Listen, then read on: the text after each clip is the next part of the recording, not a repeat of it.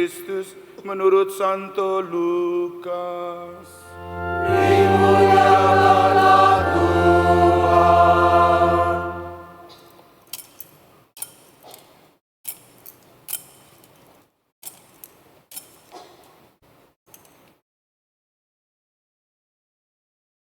Bacaan Injil yang singkat.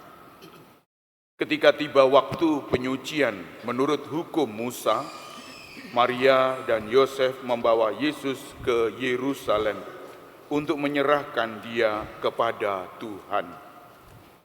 Setelah selesai semuanya yang harus dilakukan menurut hukum Tuhan, kembalilah Maria dan Yosef serta bayi Yesus ke kota kediaman mereka, yaitu kota Nazaret dan di Galilea. Anak itu bertambah besar dan menjadi kuat, penuh hikmat, dan anugerah Allah ada padanya. Demikianlah Injil Tuhan. Terpujilah Kristus.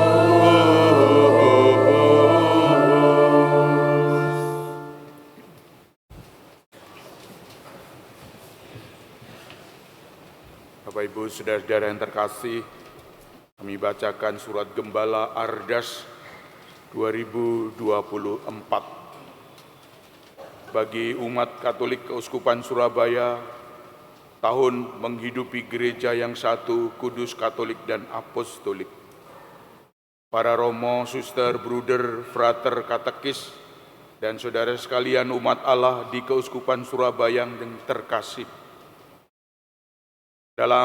Masih dalam suasana duka yang mendalam sehubungan dengan berpulangnya Bapak Uskup kita Monsinyur Vincentius Sutikno Wisaksono ke pangkuan Bapa di surga.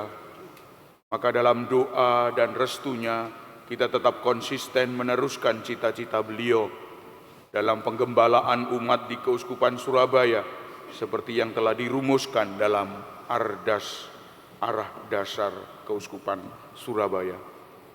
Dalam rangka hidup berlingkungan serta memperkuat murid Kristus, pengembangan persekutuan, pada tahun 2024 kita diajak untuk menghidupi gereja Katolik yang satu, kudus, katolik, dan apostolik. Hal tersebut merupakan 4 ciri khas atau 4 sifat gereja Katolik. 4 sifat itu tahun ini mau kita hidupi sehingga minimal kita menjadi lebih paham dalam mengembangkan iman kita bersama. Disebut Katolik karena gereja tidak membeda-bedakan orang lain dalam memberikan kasihnya, karena arti dari Katolik sendiri adalah umum dan berkembang di berbagai negara. Maka disebut Katolik karena tersebar di seluruh muka bumi, juga mengajarkan secara menyeluruh, lengkap, mengajarkan segala ajaran iman, tertuju kepada semua manusia yang mau disembuhkan secara menyeluruh. Bandingkan Iman Katolik halaman 349. Dalam ajaran tersebut terbuka dan tertuju kepada siapa saja untuk segala zaman. Disebutkan juga dalam Konsili Vatikan kedua, satu umat Allah itu hidup di tengah segala bangsa di dunia karena memperoleh warganya dari segala bangsa. Semua orang beriman yang tersebar di seluruh dunia dalam Roh Kudus. Gereja yang Katolik secara tepat guna dan tiada hentinya berusaha merangkum segenap umat manusia beserta segala kekayaannya di bawah Kristus kepala dalam kesatuan rohnya. Lumen Gentium artikel 13. Gereja yang satu dimaksudkan agar bahwa adanya kesatuan pada gereja karena Roh Kudus sendirilah yang menyatukan seluruh umat. Secara sederhana, bila kita mengadakan ibadat bersama, menandakan penerapan sikap sifat gereja yang satu. Kesatuan di dalam gereja merupakan dasar dalam kesatuan Tritunggal, yaitu Bapa dan Putra dan Roh Kudus. Allah Tritunggal kendati memiliki 3 pribadi, namun hakikatnya adalah satu, yaitu Allah. Tujuan gereja sendiri adalah untuk membentuk persekutuan umat Allah, memuliakan Allah melalui ibadah, mendewasakan umat Allah melalui pengajaran yang bersumber dari firman Tuhan, dan tugas penginjilan di seluruh dunia, sehingga semakin banyak orang yang terpanggil sebagai umat Allah. Perlu kita pahami, sejak awal kesatuan gereja ini memiliki kemajemukan.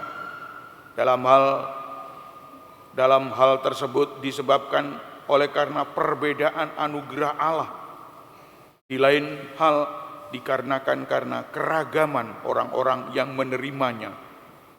Untuk itu dalam kesatuan gereja kita melihat keanekaragaman tugas, anugerah, syarat-syarat hidup dan cara hidup. Maka dalam kehidupan itu perbedaan tidak menghalangi kesatuan gereja, hanya karena dosa yang mengancam kesatuan gereja. Oleh karena itu Santo Paulus harus menyampaikan nasihatnya supaya memelihara kesatuan roh dalam ikatan damai sejahtera. Efesus bab 4 ayat 3. Gereja yang kudus. Gereja menjadi kudus karena Yesus Kristus adalah kudus. Yesus telah mengasihi gerejanya dan menyerahkan diri bagi gereja untuk menguduskan, sehingga umat dipersatukan dengan Yesus menjadi kudus. Pengudusan tersebut di dalam Kristus merupakan tujuan semua karya-karya di dalam gereja. Kekudusan adalah proses, cara dan perbuatan menguduskan, menyucikan, atau memurnikan. Gereja pun disebut kudus dan hadir melalui Roh Kudus dalam gereja. Karena itu dalam menjadi sakramen Yesus Kristus, karena Yesus adalah sendiri hadir melalui Roh Kudus dalam gereja. Kekudusan yang dimaksudkan adalah kesucian. Karena sejak dunia ini gereja ditandai kesucian yang sesungguhnya, meski tidak sempurna. Lumen Gentium artikel 48.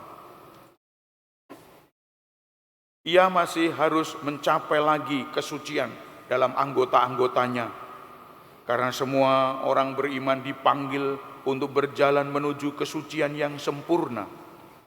Karena itu haruslah kamu sempurna, sama seperti Bapamu di surga adalah sempurna. Matius bab 5 ayat 48. Kesempurnaan itu juga karena peran serta Bunda Maria yang terus-menerus mengembangkan kesuciannya, dan itulah yang perlu kita teladani. Di dalam Bunda Maria, gereja sudah kudus sepenuhnya. Gereja disebut apostolik, berarti bahwa gereja sekarang mengakui diri sama dengan gereja perdana, yaitu gereja para rasul, di mana hubungan historis dan bukan dilihat sebagai pergantian orang, melainkan sebagai kelangsungan iman dan pengakuan iman. Gereja disebut apostolik karena strukturnya, yaitu diajarkan, dikuduskan, dan dibimbing oleh para rasul melalui pengganti-pengganti mereka, yaitu para uskup dalam kesatuan dengan pengganti Petrus sampai pada kedatangan Kristus kembali.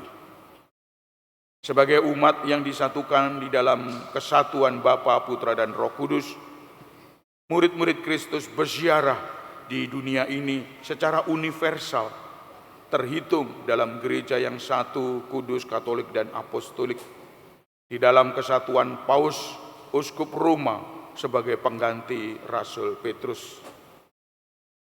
Dengan berusaha menghidupi 4 sifat gereja tersebut, diharapkan kita mampu membangun persekutuan dengan mantap berdasarkan ajaran Kristus yang diteruskan oleh para rasul sehingga menampakkan keguyupan.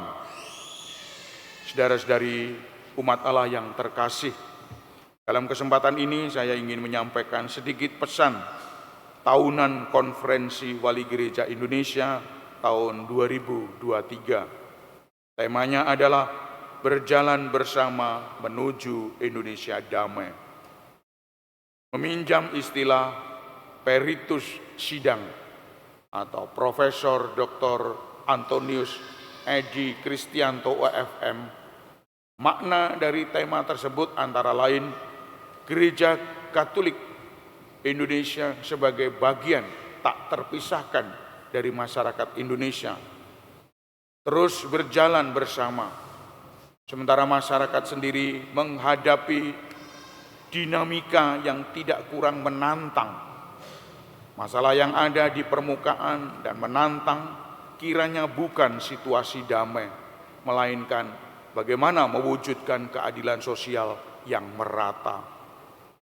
Para Bapak Uskup juga mengajak semua pihak untuk memberi perhatian kepada masalah kemiskinan, masalah KKN, ketimpangan sosial, diskriminasi, intoleransi, radikalisme, terorisme, eksploitasi manusia adalah tindak pidana perdagangan orang, perlu mendapat perhatian. Demikian juga situasi kerawanan keamanan di Papua perlu mendapatkan perhatian yang lebih serius. Hal yang menarik dari para Bapak Uskup adalah mengajak seluruh umat untuk tetap peduli terhadap penanaman pemanasan global. Kita diingatkan untuk berjuang mewujudkan ensiklik Paus Fransiskus, yaitu Laudato Si, terpujilah engkau, tahun 2015, dan Laudate Deum, pujilah Allah, tahun 23.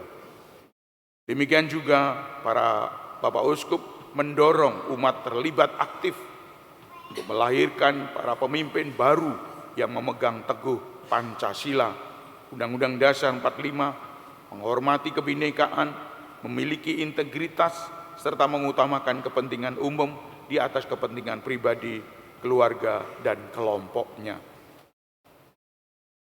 Dalam waktu dekat ini, hal-hal yang penting itu perlu kita ketahui adalah bahwa tahun 2004 diperkirakan suhu politik akan meningkat karena diduga ada kecenderungan turunnya kualitas demokrasi, terutama terkait pemilihan presiden dan wakil presiden, pemilihan anggota legislatif, kepala daerah, gubernur, bupati, dan wali kota, dan anggota Dewan Perwakilan Daerah.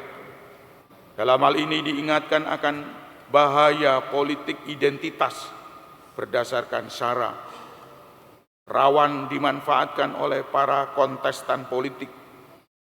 Bagi kita yang perlu diperhatikan, pemilu bisa berjalan secara langsung, umum, bebas, rahasia, jujur, dan adil, luber jurdil. Masih ada beberapa hal yang perlu didalami secara langsung dalam pesan KWI 2023. Bisa dibaca sendiri setelah viral di medsos beberapa waktu yang lalu. Seraya berdoa kepada Bunda Maria sebagai Bunda Allah, kita mohon pertolongan untuk kesejahteraan umat Keuskupan Surabaya. Diteguhkan dalam iman, harapan, dan kasih, terlebih menghidupi iman dalam gereja yang satu, kudus, katolik, dan apostolik. Marilah kita juga berdoa untuk keselamatan abadi bagi jiwa almarhum Bapak Uskup kita, Monsinyur Vincenzi Sutikno Wisaksono. Akhirnya saya mengucapkan selamat Natal dan Tahun Baru 2024 dan selamat Hari Raya Keluarga Kudus dan selamat Tahun Baru. Surabaya, 14 Desember 2023. Salam doa kami, Romo RD Yosef Eko Budi Susilo, Administrator Keuskupan Surabaya. Bapak Ibu, saudara-saudara yang terkasih, inilah pesan dari administrator kita. Hal yang penting kita peduli adalah pesan Bapak Uskup, yaitu masalah memberi perhatian yang besar pada masalah kemiskinan. Kemiskinan ada di mana-mana, tetapi kemiskinan lebih pada diri kita masing-masing. Diri kita di dalam diri tidak pernah memberi, tidak pernah berbagi kepada sesama. Itu adalah miskin di dalam diri kita. Kita harus bisa berbagi dan bisa memberikan uluran tangan kita. Masalah KKN, kita harus bisa menjaga keharmonisan, keseimbangan. Kita harus bilang cukup untuk penghasilan kita. Tuhan tidak tidur, Tuhan selalu memberi. Ketimpangan sosial, diskriminasi, intoleransi, dan radikalisme selalu mengarah kepada anak-anak kita, anak-anak remaja yang masih labil, yang masih goyah, untuk diajak, dirayu, dipelihara agar dia mau terlibat di dalam radikalisme dan terorisme. Bapak Ibu, inilah yang disampaikan oleh mereka. Mari kita haturkan hening sejenak untuk bisa mengaturkan aku percaya.